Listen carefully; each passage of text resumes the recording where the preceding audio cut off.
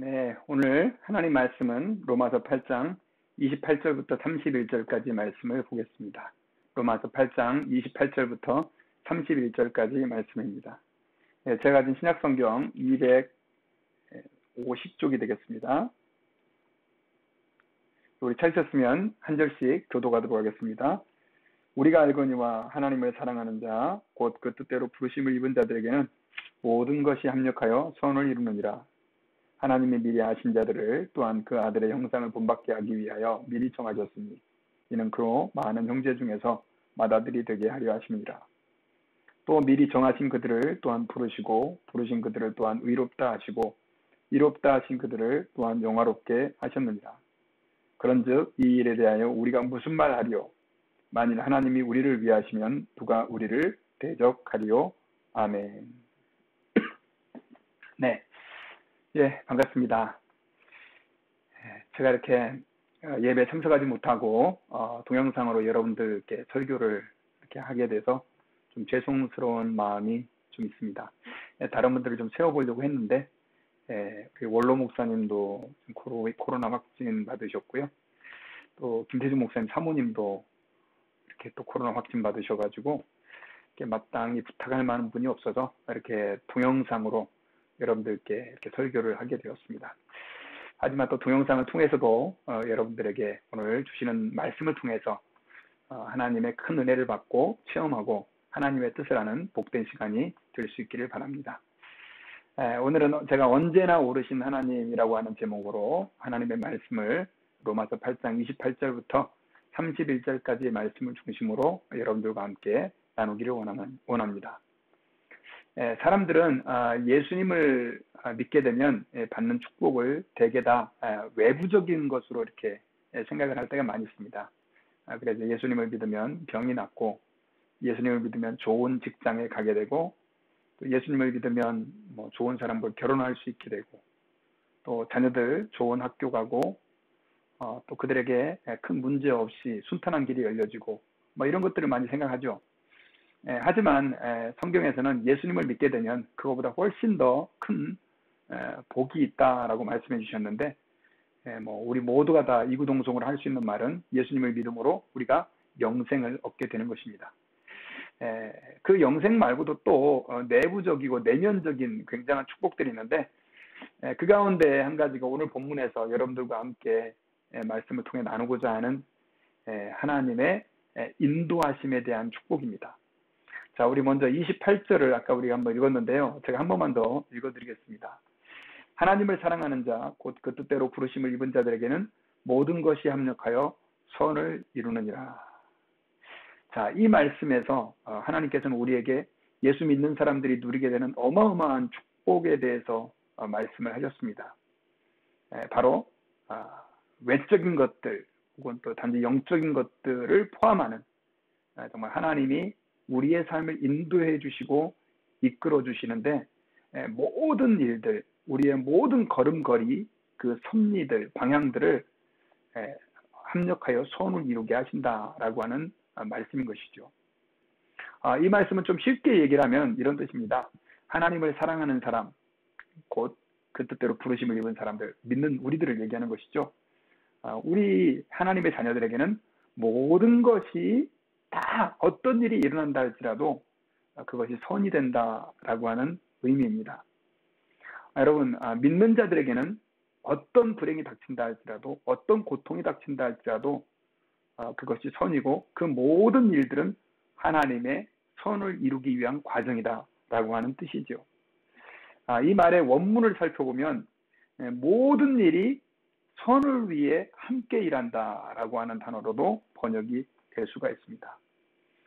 이 말씀은 우리에게 정말 충격적인 얘기가 아닐 수 없어요. 왜냐하면 예수님을 믿는 우리의 입장에서 생각해보면 사실 다들 우리 삶에는 좋은 일만 일어나는 것이 아니기 때문에 그렇습니다. 때로는 우리가 원치 않은 일들, 고통스러운 일들, 왜 이런 일이 일어났을까 하는 그런 일들도 우리의 삶에는 많이 일어나기 때문입니다. 그런데 오늘 성경에서는 한 가지도 예외 없이 우리 삶에 일어나는 모든 일이 다 하나님의 선을 이루어 간다라고 선언하고 있기 때문에 그렇습니다. 여러분 실제로 이런 일들, 여기에 대한 간증들이 굉장히 많이 있습니다. 제가 말씀을 준비할 때 생각났던 한 남자분의 그 간증이 있었습니다. 이분은 도미니카에 사업을 하기 위해 오래전에 왔었는데요. 그런데 한국에 없던 그 카지노가 도미니카에는 많이 있었던 것 같아요. 그래가지고 이분이 한두 번 재미로 그 카지노를 했다가 나중에는 그 카지노의 도박에 완전히 빠져버려가지고 우리 한국 돈으로 수십억의 돈을 그 카지노에 다 날려버리고요. 뿐만 아니라 다른 사람에게 여기저기서 돈을 빌려가지고 빚도 산더미처럼 그렇게 지게 되는 그런 절박한 상황에 떨어지게 됐습니다. 아무리 생각해봐도 해법이었고요. 한국으로 그 상태에서 돌아갈 수도 없었기 때문에 이분은 끝내 죽어야 되겠다 자살을 결심하게 됐습니다. 그래서 자기가 살고 있는 작은 아파트에 문을 잠그고 그리고 그 부스터 있잖아요. 그 가스를 틀어놓고 이제 자살을 하려고 그렇게 하고 있었는데 갑자기 예기치 않게 밖에서 문을 어떤 사람이 와서 두들기는 겁니다. 그래서 결국은 할 수 없이 자살이 실패로 돌아가고 결국 나는 쉽게 죽을 수도 없는 몸이네 라고 하는 생각을 하게 되고 그렇게 고민을 하고 있는데 아무리 생각해봐도 살 길이 없었습니다. 그리고 더 문제는 당장 먹을 것조차 없는 그런 절박한 신세까지 떨어지게 돼버렸었어요. 그렇게 한참 고민을 하고 있다가 문득 한인교회 가면 밥을 준다 그런 얘기가 생각이 나가지고 이분이 근처에 있는 도미니카에 한인들이 모여있는 자그마한 교회를 찾아가게 됐습니다. 갔는데 정말 교인들이 따뜻하게 그분을 맞아주었고 그리고 밥도 맛있게 먹어줬습니다. 그렇게 교회에서 이제 밥을 먹으며 신앙생활하면서 이분은 하나 둘씩 성경을 배워가면서 하나님을 알게 되었습니다. 하나님을 죄송합니다. 하나님을 알게 되면서부터 이분은 믿음이 자라기 시작했고 그리고 나중에는 복음의 그 놀라운 감격도 체험하게 됐습니다. 그리고 나중에는 자기가 주의 일을 위해서 나의 허비한 인생 대신 의미 있는 인생을 살아야 되겠다라고 결정을 하고 신학교를 가게 되고 그리고 안수까지 받게 됐는데요. 그리고 나서 이분이 어떤 일을 하게 됐냐면 그 도미니카의 난민들, 특별히 빈민들을 위해서 선교사가 되기로 결정을 합니다. 그래가지고 도미니카에서도 정말 악명 높은 교도소에서 나온 사람들이 이렇게 다리 밑 그 강변 쪽이 있는데요. 그곳에 이렇게 판잣집들이 이렇게 모여 있는 그곳에 있는데 그곳에 가서 교회를 다리 밑 교회라고 하는 교회를 세워가지고 사람들에게 복음을 증거하는 선교 사역을 시작하게 된 것입니다. 그런데 그 빈민 지역은요 생각보다 굉장히 심각한 우범 지역이었습니다. 그래서 뭐 밤마다 총소리가 나고 사람들이 죽어나가고 마약 밀매가 이루어지는 곳이고요. 성적으로도 엄청 타락한 곳이었고 그러다 보니까 뭐 그곳에 있는 아이들은 다 내팽개치듯이 그렇게 비참한 삶을 살고 있는 그곳인데 그곳에서 자기의 목숨을 걸고 선교하는 선교사님이 되었는데요. 최근에는 학교도 크게 지어가지고요. 이 유치원부터 중학교까지 350명 가량의 아이들을 모아놓고 매일매일 말씀을 가르치는 그런 일을 하고 계시다고 합니다. 제가 미국에 초창기에 왔을 때 있었던 교단에 함께 같이 교제를 했던 김성욱 선교사님의 간증이었습니다. 여러분 정말 나락으로 떨어져서 죽음에 이를 수밖에 없었던 그 한 사람의 비참한 그 인생이 어느 한순간 교회로 한 걸음 내디딘 발걸음이 그의 인생을 이제는 완전히 바꾸어서 정말로 수많은 사람들의 영혼을 살리는 하나님의 사람이 된 것을 우리는 오늘날의 그 선교사님의 간증에서도 우리는 알 수가 있습니다. 그래서 시편 119편 71절에서는요. 시편 기자가 이렇게 고백을 했습니다. 고난당하는 것이 내게 유익이라. 이로 인하여 내가 주의 율례를 배우게 되었나이다. 이렇게 얘기를 했죠. 여러분 창세기에도 우리가 잘 알고 있는 요셉의 이야기는 바로 아무리 우리가 공고한 상황을 만난다 할지라도 그 상황이 결국은 하나님께서 선으로 바꾸어 주신다라고 하는 것을 우리가 알게 되는 중요한 이야기입니다. 요셉은 여러분 14명이나 되는 그 어머니 사이에서 12형제의 11번째 아들로 태어난 아이였습니다. 그런데 공교롭게도 그 요셉의 어머니는 일찍 세상을 떠나고 말았죠. 그런데 이 아버지가 요셉의 어머니가 일찍 세상을 떠나버리고 특별히 그 요셉의 어머니였던 레베카를 리브가를 엄청나게 사랑했기 때문에 죄송합니다. 리브가가 아니고 레이첼이죠. 라헬을 사랑했기 때문에 요셉에게 더 많은 애정을 아버지는 쏟았습니다. 그러다 보니까 다른 형제들이 요셉을 질투하여 나중에는 엄청나게 미워하게 됐는데 심지어 그를 죽일 생각까지 하게 됩니다. 얼마나 그 형제들의 질투가 심했는지를 알 수가 있죠. 그런데 겨우겨우 간신히 그렇게 목숨을 건져가지고 그 애굽의 종으로 그것도 아주 어린 나이에 팔려가서 종살이를 해야 되는 처지가 되었습니다. 정말 세상적으로 말한다고 한다면 얼마나 기구한 운명의 요셉인지 모릅니다. 하지만 요셉은 그곳에서도 자기의 믿음을 지키죠. 그렇게 열심히 살았는데 죄송합니다. 하나님이 축복해 주셔가지고요. 결국 그것에서 이 보디발의 집에서 집안을 전부 컨트롤하는 매니저의 역할까지 올라가게 됩니다. 그런데 그때 보디발의 와이프가 이 요셉을 유혹하게 되죠. 그때 요셉은 자기 믿음의 절개를 잃지 않았습니다. 그런데 이 사건은 또 오히려 더 큰 문제를 만들어내죠. 보디발의 와이프가 결국 요셉을 고소해가지고 그가 억울하게 감옥에 갇히게 되는 그런 상황에 떨어지게 된 것입니다. 세상적으로 보면 정말 재수 없다고 해야 될까요? 운이 없다고 해야 될까요? 뭐가 낀 사람이다 이렇게 표현하는 사람들도 있을 겁니다. 그런데 여러분 아닙니다. 요셉의 그 모든 과정은 결국 하나님께서 요셉을 애굽의 국무총리가 되게 하시고요. 나중에는 그 동족들을 기근에서 건져내 가지고 애굽으로 전부 이주시켜서 이스라엘 백성들이 애굽에서 자그마치 200만 명이나 되는 인구로 성장하는 굉장히 중요한 도구가 되었다라고 하는 사실입니다. 그러므로 여러분 우리는 하나님 아버지 앞에서 우리 삶 가운데 일어나는 일들을 특별히 어렵고 고통스러운 일에 대해서 우리가 너무 원망하지 말고 불평하지 말고 하나님 아버지 앞에 감사하는 저희들이 되어야 될 줄 믿습니다. 자, 이번에 부흥회가 연기되는 사상 초유의 일이 일어났습니다. 참 여러분들도 굉장히 당황하셨고 또 저도 굉장히 힘든 시간들을 보냈었습니다. 지난 수요일 날 새벽 기도를 마치고 나서요. 사실은 이제 그 전날 밤부터 좀 몸이 안 좋기 시작해가지고 수요일 날 그래서 새벽 기도에 인도하고 났는데 도저히 몸이 견디기가 너무 힘들어가지고 그렇게 기도를 일찍 마치고 집에 들어와 몸져 누웠습니다. 처음에는 그냥 제가 가끔씩 몇 달에 한 번씩은 이런 몸살이 찾아와서 이번에도 또 몸살이 오나 보다 이렇게 생각하고 하루 쉬면 낫겠지 이렇게 생각을 하고 집에 와서 좀 들어 누웠었습니다. 그런데 계속해서 몸이 좋아지질 않습니다. 할 수 없이 이제 그 다음날 새벽 기도를 정말 어렵게 하고 또 집에 와가지고 쓰러져 있는데 그때 교회 집사님 중에 한 분이 전화가 왔습니다. 목사님, 제 아내가 코로나 확진을 받았는데 목사님도 혹시 좀 몸이 안 좋으시다 그러는데 검사 한번 받아보시면 어떠시겠어요?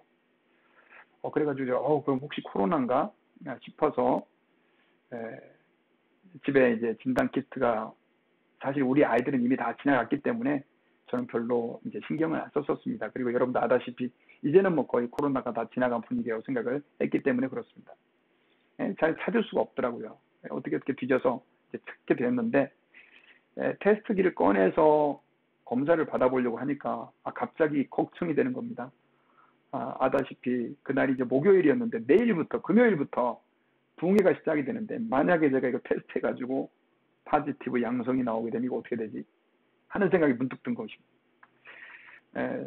5일간은 격리를 해야 될 거고 최소한 그러다 보면 부흥회를 이거 어떻게 해야 되나? 담임 목사 없이 부흥회를 할 수 있나? 아무리 생각해봐도 상황이 너무 어려운 거예요. 그리고 어떻게 저희 교회가 헌신할 수 있는 분들이 충분치 않은 상황이어가지고요.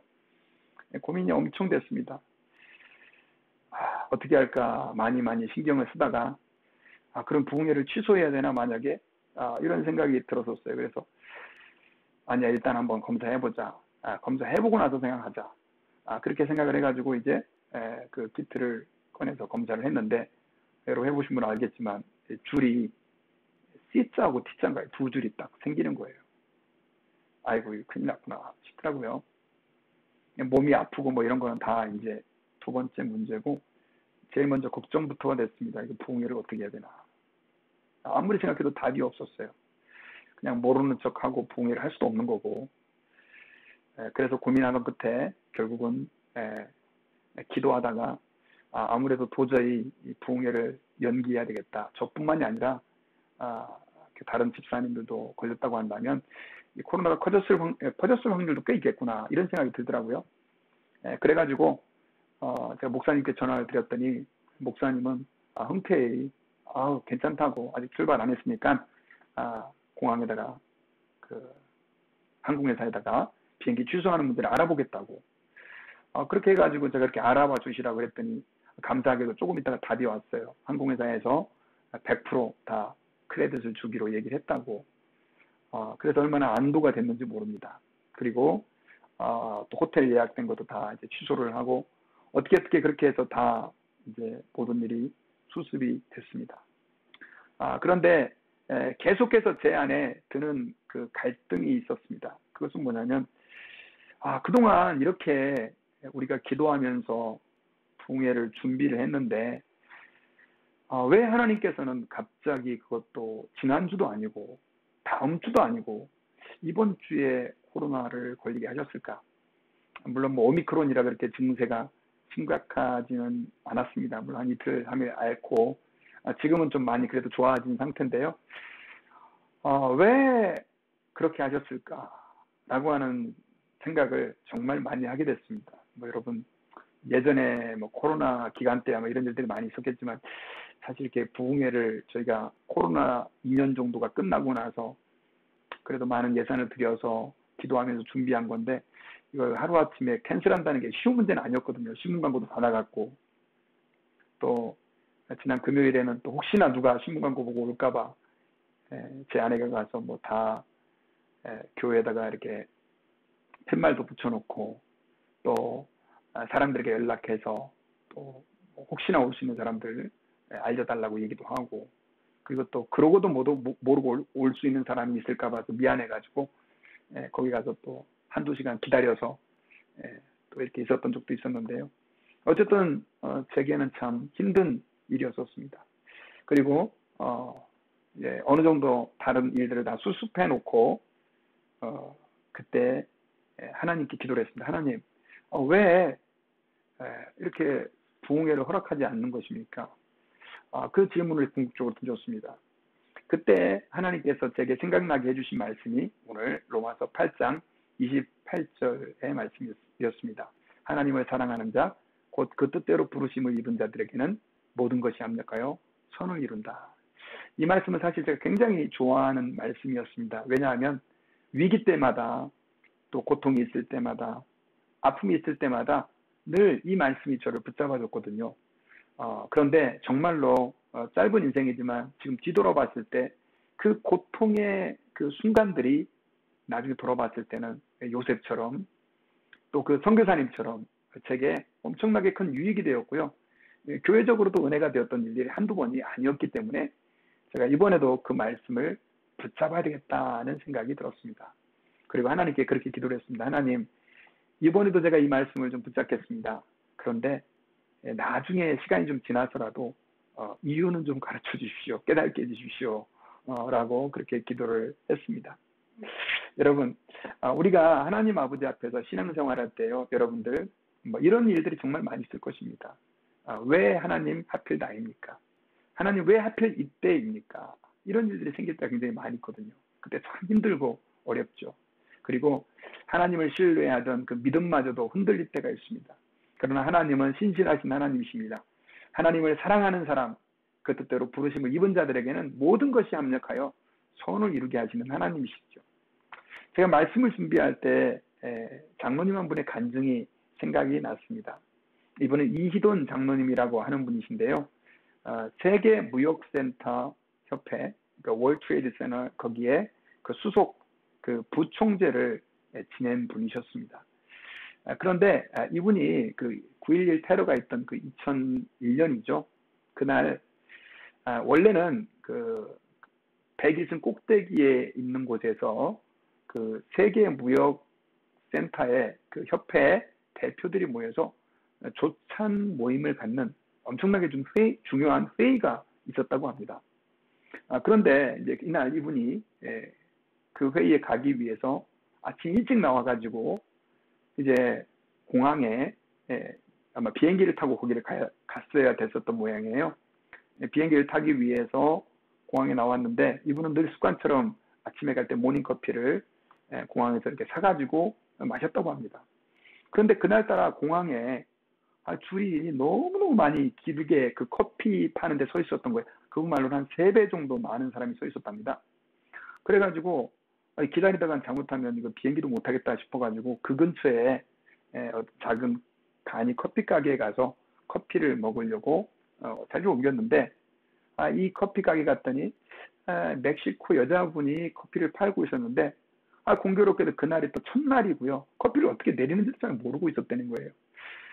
그래서 자기가 옛날에 양말 장사를 해서 그렇게 하나님께서 블레싱을 축복을 여기까지 해주셨는데 그래도 조금이라도 뭐 팔아주면 이분에게 도움이 되겠다 싶어가지고 혹시 지금 될 수 있는 음료가 뭐가 있습니까? 그랬더니 딸기 주스가 있다고 그렇게 얘기를 하더래요.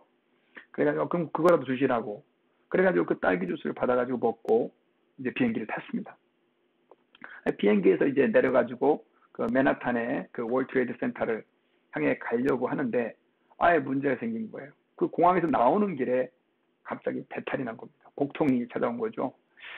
그래가지고 이분은 도저히 참을 수가 없어가지고 화장실을 가게 됐는데 그 화장실에서 자그마치 20분을 있어야 했다고 합니다. 결국 그것 때문에 이분이 그 월드 트레이드 센터의 그 100일 그쪽에 있는 회의에 늦어버리게 된 거죠. 그래가지고 헐레벌떡 화장실에서 나와가지고 이제 뭐 지금 시간으로 또 도로 상황으로 봤을 땐 도저히 그 월드 트레이드 센터에 갈 수가 없겠다 싶어가지고 자기를 기다리고 있었던 그 직원들한테 그 2명이 거기서 자기를 기다리고 있었답니다. 내가 아무래도 거기는 지금 시간상으로 봤을 때 못 갈 것 같으니까 거기서 기다릴 필요 없다고 해가지고 그분들을 나오게 했다는 거예요. 그리고 다른 그 수석 부총재에게 전화를 걸었는데 그분이 fire 하면서 이미 비행기 한 대가 그 월드 트레이드 센터를 부딪힌 바로 그 직후였다고 합니다. 결국 이분과 그분의 그 이희돈 장로님과 그 직원들은 목숨을 건질 수가 있었던 거죠. 장로님이 그 간증하는데 그런 얘기를 합니다.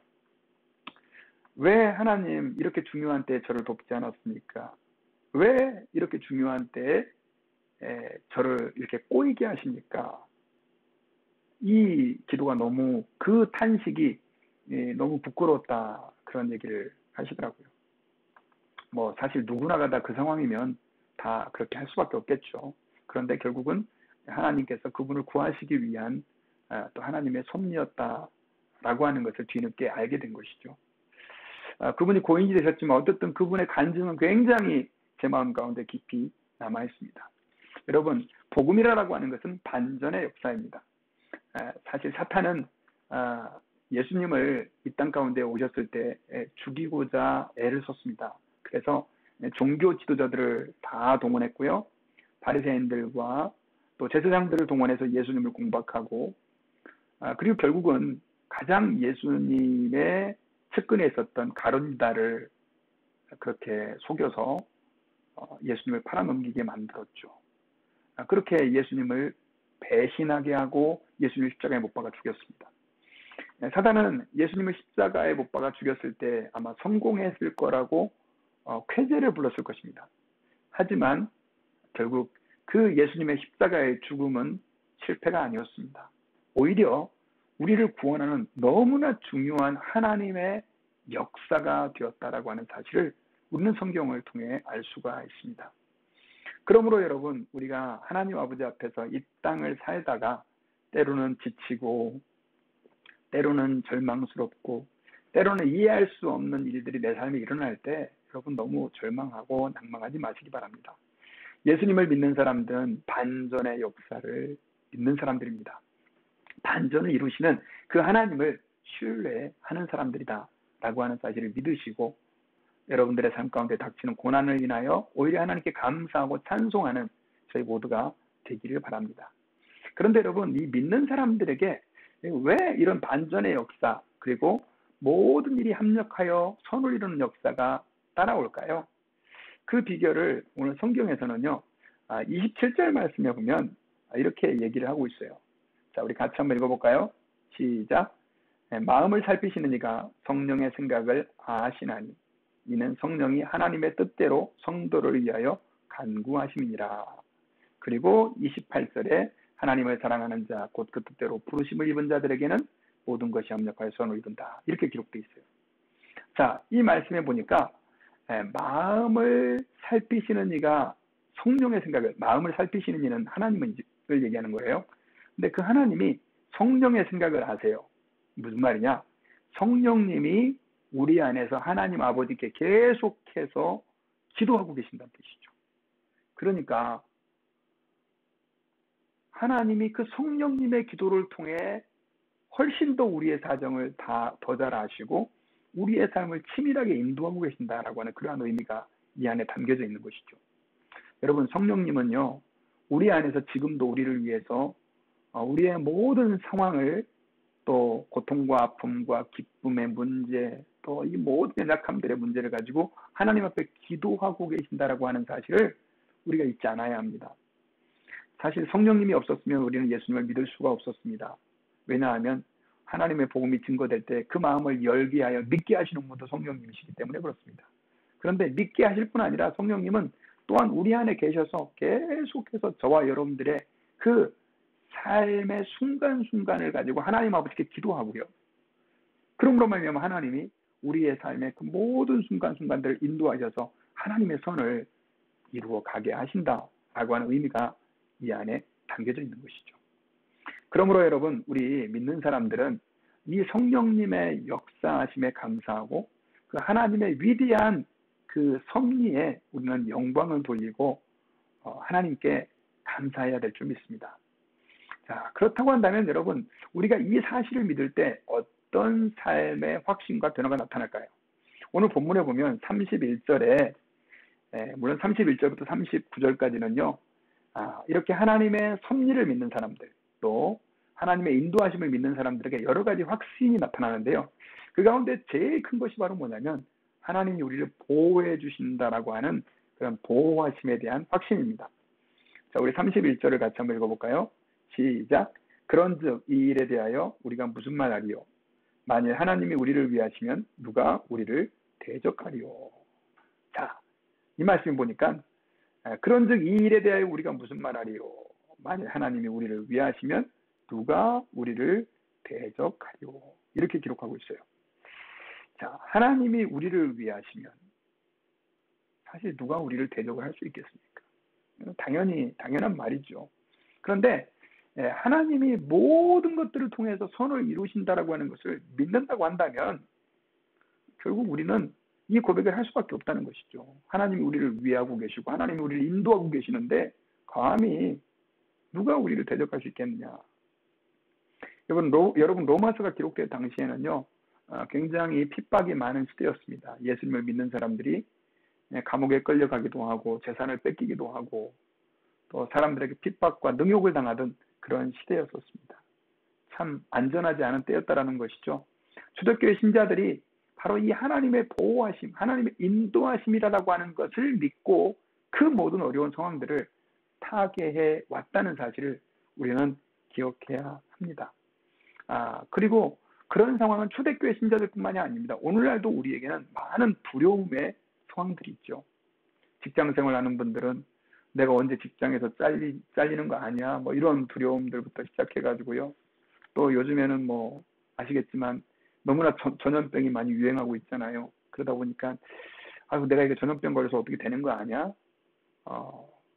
그리고 또 여러분 뭐 요즘 보니까 뭐 원숭이 두창이라 그래가지고 뭐 그거에 대한 뉴스도 꽤 나오고요. 계속 전염병, 또 기후 변화, 또 여러분 얼마 전에는 그 총기 사건 있었잖아요.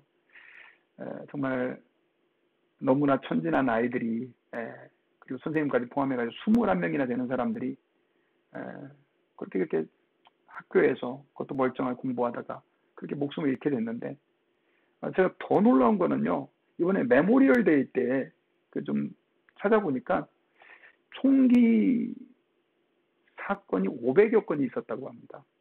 그리고 156명이 그 총기 사고로 죽었다는 거예요. 뉴스 일일이 다 보도가 되지 않지만 너무나 많은 사람들이 지금 미국에서는 총기 사고로 죽어가고 있습니다. 그리고 여러분 아시겠지만 해리 하인즈 같은 데서 헤어볼드에서 있었던 그 총기 사건으로 인해서 3분이 다쳤잖아요. 정말 천만다행으로 살아서 감사한데 그런 위협들이 우리 가운데는 너무나 많이 있습니다. 그런데 참 그 걱정이죠. 그런데 여러분 우리가 여기서 기억해야 될 것은 사실 우리의 삶은 하나님의 손안에 있다라고 하는 사실입니다. 우리가 뭐 걱정한다고 사고가 안 일어나고 그런 거 아니라는 것이죠. 우리는 하나님 아버지 앞에서 내게 어떤 일이 일어난다 할지라도 이것은 하나님께 영광이 되는 길이고 내게 복된 길이다라고 하는 것을 믿고 그 모든 것을 맡겨야 된다는 것이죠. 근심하고 걱정하고 염려하지 말라라고 하는 의미가 이 안에 담겨져 있는 것입니다. 그래서 제가 지난주에 좀 책을 읽다가 보니까 거기 데일 카네기가 그런 얘기를 했더라고요. 사람들이 전쟁터에 가서 총상으로 죽는 사람보다 걱정해서 죽는 사람이 더 많다는 거예요. 그러면서 그 2차 대전 때 나가서 전장에 나가서 죽은 군인이 미국 군인이 40만 명이 죽었답니다. 참 많은 숫자가 죽었는데 근데 그 자녀들을 군대에 보내놓고 걱정돼 가지고 혹은 자녀들이 죽은 소식, 다친 소식 이런 것 때문에 심장병이 와가지고 죽은 사람이 뭐 정확한 통계는 나오지 않지만 대략 200만 명 정도 추산이 된다는 거예요. 굉장히 놀라운 숫자입니다. 여러분 우리가 이 땅을 살아갈 때 사실 마음에 우리 삶에 닥치는 위협도 문제지만 더 큰 문제는 두려움이죠. 그런데 오늘 말씀에서는 주님이 너희들이 두려워할 필요가 하나도 없다라고 우리에게 말씀해 주고 계십니다. 왜냐하면 하나님이 우리의 보호자가 되어주고 계시고 인도자가 되어주고 계시고요. 더 놀라운 것은 어떤 어려운 일이 우리에게 안 일어나서의 문제가 아니라 비록 고통스러운 사건, 불행한 사건이 우리에게 일어나는 것처럼 보여도 그것을 통해 하나님은 선으로 바꿔주시기 때문에 우리가 하나님 아버지 앞에서 내일을 염려할 필요가 없고 또 우리의 상황에 주변에 닥쳐주는 그 어려움들 또 위기들을 가지고 너무 조마조마할 필요가 없다라고 하는 사실입니다. 찬송가 410장은요. 여러분 잘 아시는 찬송입니다. 하나님의 은혜로 있을 데 없는 자 왜 구속하여 주는지 난 알 수 없도다. 내가 믿고 또 의지함은 내 모든 형편 아시는 주님 늘 보호해 주실 것을 나는 확실히 아네. 이제는 이제 310장으로 바뀌었죠. 자, 이 찬송에 보니까요. 있을 데 없는 자를 구속해 주신 하나님. 내가 믿고 의지함은 내 모든 형편을 아시는 주님. 주님이 늘 보호하실 것을 나는 확실히 압니다. 라고 고백하면서 비록 그 삶 가운데는 고통이 있고 어려움이 있지만 자기를 사랑해 주신 하나님 때문에 감사하고 찬송하며 안전하게 평안함 가운데 거한다. 라고 하는 고백이 이 안에 담겨져 있는 것이죠. 저는 이 찬송이 여러분들의 고백이 되기를 원합니다. 히브리서 13장 6절에서는요. 그래서 히브리서 저자는 이렇게 말했습니다. 그러므로 우리가 담대히 말하되 주는 나를 돕는 이시니 내가 무서워하지 아니하겠노라. 사람이 내게 어찌하려 하노라. 라고 기록되어 있죠. 이 히브리서 말씀도요. 여러분 그때 믿는 사람들이 예수님을 믿는 믿음 때문에 죽어가던 그런 시기에 쓰여졌던 말씀이에요. 주는 나를 돕는 이시니 내가 무서워하지 않겠다. 이 확신이 그의 안에 담겨져 있었던 것을 우리는 알 수가 있습니다. 사도 바울도요. 고린도후서 4장 7절과 8절에서 이렇게 고백을 했습니다. 우리가 이 보배를 질그릇에 가졌으니 이는 심히 큰 능력은 하나님께 있고 우리에게 있지 아니함을 알게 하려 함이라. 우리가 사방으로 오겨싸움을 당하여도 쌓이지 아니하며 답답한 일을 당하여도 낙심하지 아니하며 이렇게 기록하고 있죠. 사방으로 우겨쌈을 당해도 쌓이지 않고 답답한 일을 당해도 낙심하지 아니하며. 자, 여기서 굉장히 중요한 그 문구가 있는데, 우겨쌈을 안 당하는 상황이 아니라 우겨쌈을 당해도 그렇게 우겨 쌓이지 않고요, 답답한 일을 당해도 안 당하는 게 아니라 낙심하지 않는 것이 바로 자신의 고백이라고 하는 것이죠.